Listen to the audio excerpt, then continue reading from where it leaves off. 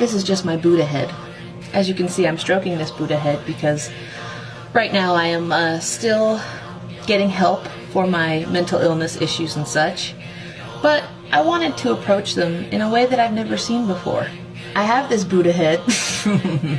I have this Buddha head actually by my bed when I sleep at night. I wanted to actually do a legit update for you guys on my mental health status, what's going on, what's the latest. Those who have been following me know that I did go to one mental institution. I think it's okay to reveal it at this point, right? I went to the mental institution called Pembroke, and I think it was attached to a hospital, but I'm not positive. But it is in Massachusetts, South Shore area, so I was there. I was committed involuntarily. If you haven't seen that video, I definitely encourage you to check it out. And I am still getting help for all that ails me, and I decided to document it for myself and for anybody else like you guys who maybe are going through it and need somebody to watch or listen to that kind of talks about it in a little bit more honest, humorous, sort of dry-witted way that isn't just always so depressing and just blah. Who needs that? We have enough of that in our daily lives. Basically, I have been going to counseling once a week as of right now. Sometimes it's twice a week, but it's once a week. And I met with a counselor who's in charge of the pills. I don't know what her official name is, but I know she has an official name. Basically, she's in charge of the medications that I take. But I know that medication is not the answer to everything. I actually have to change a lot of stuff, and this is gonna be something I'm probably gonna be working on for the rest of my life. So, I'm not gonna say everything, because there's some things obviously that I wanna keep private, but I have been going to my therapy once a week. I don't want to say the name. I don't know if that's a HIPAA violation. I'm still sort of new to this, but I can tell you about what I'm doing personally. Today I met with my medicine lady, and she's super cool. I am dealing with PTSD, chronic depression, acute anxiety, and just like life, blah. Don't approach it as I'm a victim, like this is my identity, this is not the totality of who I am, this is just a tiny little bit. And I'm sharing it because I think more people need to, but it needs to be shared in a light where we just get rid of the stupid stigma already. Medicine update for those who would like to know. I have been taking for several years the generic brand of Effexor, which is called Venlafaxine. Now they have me at the very highest milligram of that. I take it once a day, Venlafaxine, okay? I think they realized when I went to the mental institution that it had apexed, or it basically stopped working as good as it could, so they upped this to the highest milligram. It is 225 milligrams extended release. So this is what I've been taking for a few years. They gave me something when I was in the hospital, which is what they tend to do when you get committed. The first thing, unfortunately, for people that don't like pills or medicine or anti-medicine or whatever, don't watch me because you're not gonna like this at all. But I am a believer in medicine. I believe it does help. It's not the only thing. If you take a pill and you sit on your bed and stare at your walls, nothing's gonna change. You actually have to do some other changes. Apparently it's quite the popular one. Buspirone. Apparently a lot of people take this. It's very complimentary. It goes very nice with a hollandaise sauce and a little paprika. No, Buspirone 10 milligrams, and this is actually going to go up.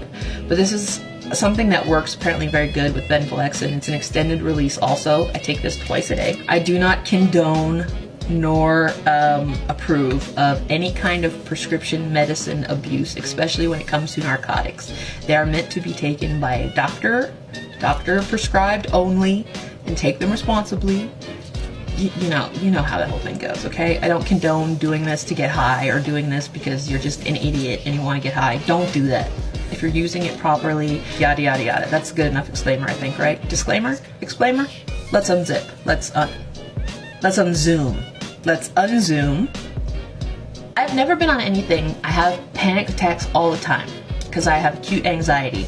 I don't know what brings it on, but usually it can be explained as racing thoughts, just worry for no reason, your heart starts racing, the clouds are getting bigger, colors are brighter, sounds are louder. You cannot function as a human being. Unzooming? Okay, there you go. Great, okay. Which I'm not. for the first time in my life, and I waited almost 40 years to be given something to take. It is a narcotic, lorazepam, which is Ativan, which apparently Ativan and lorazepam are, it's like the sister of Xanax. Both of them are kind of usually in the same family. One of them works faster, but it stays in your system longer. The other works slower, and anyway. Mine, she started me, was 0.5 milligrams. Very, very, very little. And it was only twice a day. Now, she's only prescribing enough to when I follow up with her, she can obviously see if I'm noticing anything. So she started me super, super low. A lot of people who abuse this. This is me being a good human. My PSA, don't just take 3 of them if you don't notice anything or you're still having your panic attacks. Follow what's ordered, and then when you see your doctor again, that's when you can ask about rising them. So, I asked my doctor about rising them. I didn't notice anything with this, and I've still had some panic attacks. I've been responsible and just waiting, and I saw her today and said, yeah, we need to up this. It's too low. So I think we're gonna do 2 a day or something, twice a day, and then it's going to 10, I believe. But I have the prescriptions right here. I'm not going to give them to my pharmacist until I actually finish out what I have right now, because I want to do everything as it's instructed. I want to be patient with it. I don't want to just freak out and just take the easy way out and just take a whole bunch of pills, because then that's how bad things happen. And people can die from these drugs badly, and they have, and it's been increasing. So don't just like double up and triple up. You're not literally supposed to, like I said, sit there and stare at the wall and pop your pills and get this like euphoric high. If you want to do that, smoke weed. I don't really like it that much. I don't really like how it makes me feel, but do that, or have a lot of ice cream or something. These pills are not to be messed with, so I am taking them properly. So I'm gonna finish these out. I think I have like another week or 2, and then I follow up with an appointment with her. So she gives me just enough with the refills so I can see how I'm doing. I know that these narcotics and these drugs have a really bad reputation. They get the reputation for, and why people get addicted to them and get high is because they pop them and they get that euphoric feeling. It's the same thing that people do when they drink. They drink to forget, to just kind of like have that euphoric feeling and just forget what's going on in their world. If you take these medicines, a lot of them, number one, you can die. If you take these medicines that I'm talking about improperly, you can die. We don't want that. I will be royally pissed at you if you do that. So you have to just take them as directed, right? Basically, how I view whether or not the medicines that I take for anxiety and depression are working is not if all of a sudden there's no problems and everything is perfect in your life, in my marriage, in everything. No, that's completely ludicrous. The way I view it is, like when I had a really bad toothache, right? I was in constant searing pain. That's all I could think about was the tooth pain. I didn't give a fuck about anybody. I didn't give a fuck about if I was pooping. If I was pooping and I was walking and I was pooping, like in the commercial with the dog where he was like, gotta go right now, you know that? I wouldn't care. All I would think about is the fact that my tooth pain killed and I wanted it to stop. So I would think about it, I would obsess over it, I would obsess over it, I would obsess over it. Did I mention I would obsess over it? Until I went through a couple medications, I went through a couple antibiotics. I didn't obsess over it, or I maybe even mentioned it like once or twice a day. I kind of have a similar approach to, oh, by the way, this is my little thing that it says girl genius. This is probably backwards. It says girl genius. When you stop constantly having those racing thoughts about it, I think something's helping. If you're just not thinking of it as much. Like I said, problems are not going to go away when you're dealing with depression or anxiety. The world's just going to get more crazy and more fucked up. It's up to us to actually try and take some steps. And depression's for life.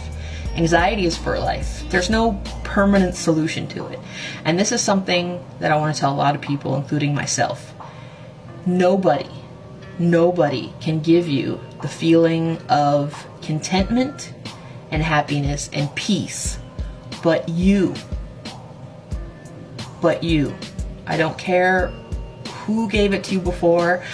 I think I can speak openly about this now. My husband and I discussed it just before, where I developed some issues of codependency with him, and he had issues of codependency also in the past.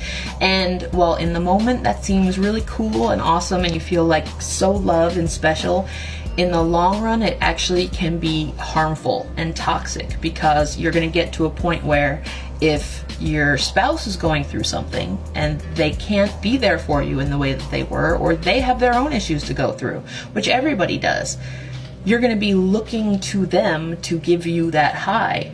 That's codependence. And that's something that I started to realize that I developed. And I've spoken with my husband about this because, you know, people right now, I think we're all looking for these temporary highs, these temporary fixes to these long-term issues. And we think that as long as we just keep getting the temporary, keep getting the temporary, keep getting the temporary, that's enough. And eventually it'll just be okay. Unfortunately, you're just gonna make it worse. What you probably should do is find a temporary high or band-aid, if you will, that's not harmful, that's not gonna stop whatever progress you're doing, and then do that. But it has to be something that comes from within that you do for yourself. I don't care if you're married and you have 10 kids. I don't care if you're married and you have 10 sister wives, which is gross, but whatever. I don't judge, just no thank you. Only thing I think that's not the case, and I am not a doctor, is animals. I truly, truly do believe you can cure depression with the love of an animal, but they have to be there. This, I don't want to get sad, but if an animal could live forever, if our dogs could live forever, we wouldn't need any of these pills. I stand behind that. Anybody that has an animal that unfortunately you've loved and lost, tell me I'm lying when I say that they single-handedly can cure depression, that can cure the world's ails, our animal kingdom, which is why we need to do everything we can for them, but I digress. So that's pretty much the update right now. I'm gonna finish, I think I have like a week or two. Oh, and there is something that I do take to help me sleep, which some of my friends, which I have very few, I have maybe like 1 or 2 people that I consider real friends at this point in my life, know that to sleep, I don't sleep because my brain doesn't stop. It's like a Ferris wheel. Turn to Tylenol PM, and I take a lot to sleep.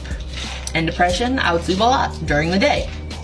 If I didn't have a job at the time and I have a lot of free time on my hands, like right now, that's not good. But I was prescribed when I was in the loony bin, sorry, mental ward, sorry, mentally ridiculous hotel.